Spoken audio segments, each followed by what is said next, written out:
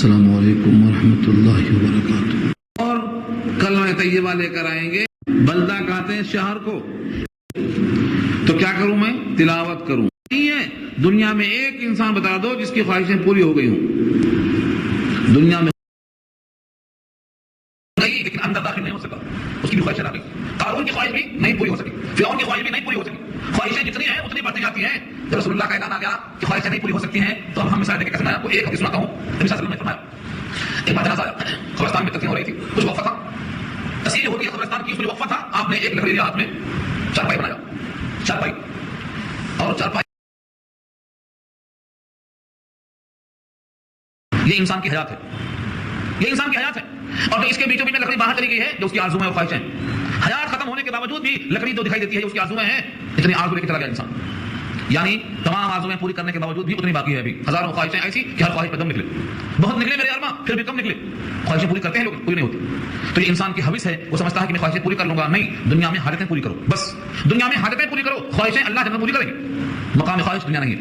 یہاں اسی کو بتایا ومن ضل فإن فقل، اور جو گمراہ ہو جائے یعنی قرآن کریم سے ہدایت حاصل نہ کرے، اس کو اپنا کام نہ دے، اس کے لیے اپنا وقت نہ لگائے، اس کی ہدایت حاصل نہ کرے، اس کے حلال کو حلال حرام کو حرام نہ جانے بلکہ منمانی کرتا رہے، ومن ضل، جو گمراہی حاصل کرے، فقل، تو آپ کہہ دیجئے، کھلم کھلا کہہ دیجئے اس سے، انما انا من المنذرین، اس کے سوا اور کچھ نہیں کہ میں ہوں ڈر سنا دینے والوں میں سے، میرا کام ہے سنا دینا۔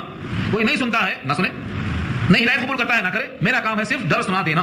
من المنذرین، منذر کی جمع ہے، منذر بنا ہے نذیر سے، ڈرانے والا، ہر نبی نے ڈرایا ہے اللہ کی بات مانو ورنہ جہنم رکھی ہے، ان میں سے ایک میں بھی ہوں، یہ فرمایا آپ نے۔ اور جب نبی نے اعلان کر دیا تو اب دنیا میں کوئی دعوت دینے والا یہ نہیں کہہ سکتا ہے کہ میں تو منوا کے رہوں گا، منوانا یہ نبی کا ذمہ بھی نہیں رہا بلکہ صرف پہنچانا۔ اور اس کے بعد جب اللہ کا پیغام مکمل ہوا تو حکم دیا وقل، اور آپ کہیے الحمدللہ، اللہ کا شکر ہے، اللہ کا شکر ہے کہ مجھے اللہ نے چنا ہے اس کام کے لیے کہ میں تم کو ڈر سناؤں، مجھے چنا ہے اس کام کے لیے کہ میں قرآن کو تم کو پیش کروں، مجھے چنا ہے اس کام کے واسطے کہ میں اللہ کا حکم بردار بنوں، مجھے چنا ہے اللہ نے اس کام کے واسطے کہ میں اس کی بندگی کروں۔ کتنے انسان ہیں جو بندگی سے محروم ہیں، اطاعت سے محروم ہیں، قرآن کے پڑھنے سے محروم ہیں، کتنے وہ انسان ہیں؟ اس پر کہو الحمدللہ، کہو الحمدللہ، اللہ کا شکر ہے، اللہ کے لیے تعریف ہے۔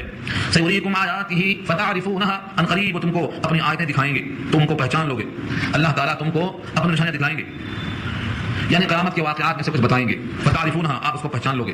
چنانچہ 10 علامات قیامت ہیں جن کی وضاحت بارہا آپ سورہ محمد میں بھی آ چکی ہے، ان کا یاد کرنے کی ضرورت نہیں۔ علامات قیامت میں سے ایک تو ذکر شرک میں آیا تھا، دابۃ الارض کا ظہور، یہ سب علامتیں ہم دکھائیں گے، آپ اس کو پہچان لیں گے۔ اور آگے فرمایا وما ربک بغافل عما تعملون، آپ جو کچھ کر رہے ہیں آپ کا رب غافل نہیں ہے۔ وما ربک بغافل، آپ کا رب نہیں ہے غافل، عما تعملون، جو کچھ آپ کرتے ہیں، تعملون تم لوگ جو کرتے ہو، قرآن کریم میں کہیں تعملون ہے کہیں یعملون ہے، یہی سمجھ لو، تعملون آئے تو تم کرتے ہو، یعملون آئے تو وہ لوگ کرتے ہیں، اسی واسطے اکثر مشابہ رہتا ہے یعملون تعملون میں۔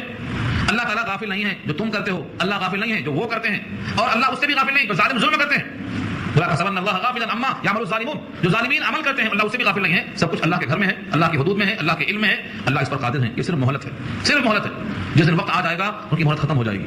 اس لیے یہاں پیغام دے دیا وَمَا رَبُّكَ بِغَافِلٍ عَمَّا تَعْمَلُونَ، اور نہیں ہے آپ کا پروردگار ان تمام چیزوں سے تم کرتے ہو غافل، یعنی ہر ایک چیز باخبر ہے، لہذا جس کا انعام کے لائق عمل ہوگا اس کو انعام ملے گا، اور جس کو سزا کے لائق عمل ہوگا سزا ملے گی۔ یہ پیغام سنا دیا گیا ہے۔ الحمدللہ یہاں سورہ نمل مکمل ہوگی، دعا کر لیجیے۔